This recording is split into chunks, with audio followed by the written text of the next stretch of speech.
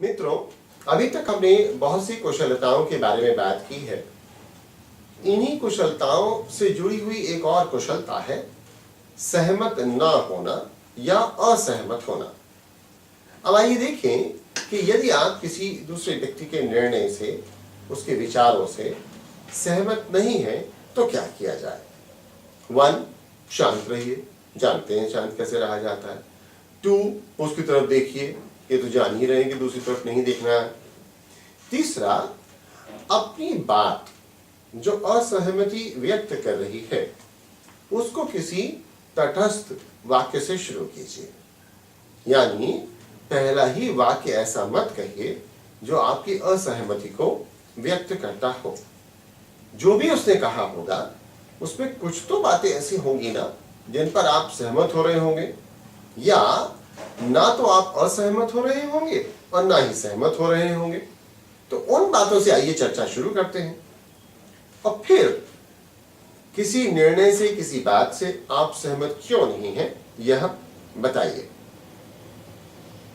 अपनी बात पूरी करने के बाद दूसरे की बात सुनिए। ऐसा हो सकता है कि आपको दूसरे व्यक्ति अपनी बात पूरी करने ना दे, कोई बात नहीं, हो सकता है उसने ये सोशल स्किल्स न सीखी हो, कोई जरूरी थोड़ी है। तो फिर दूसरे व्यक्ति को उसकी बात करने दीजिए।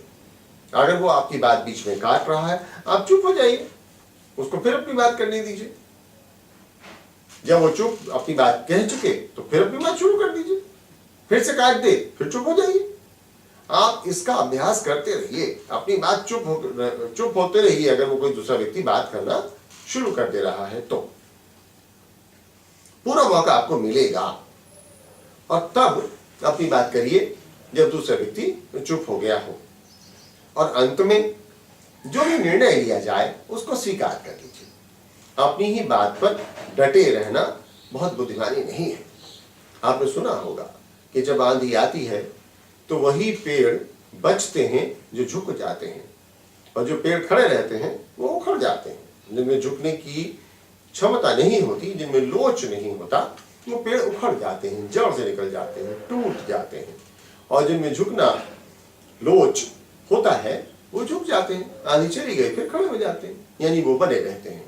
तो दूसरों के साथ असहमत होइए, लेकिन ऐसे नहीं कि उनसे संबंध खराब हो जाए, ऐसे नहीं कि ये वृक्ष टूट जाए, ऐसे नहीं कि हमें आगे बात करने का मौका ही न रह जाए।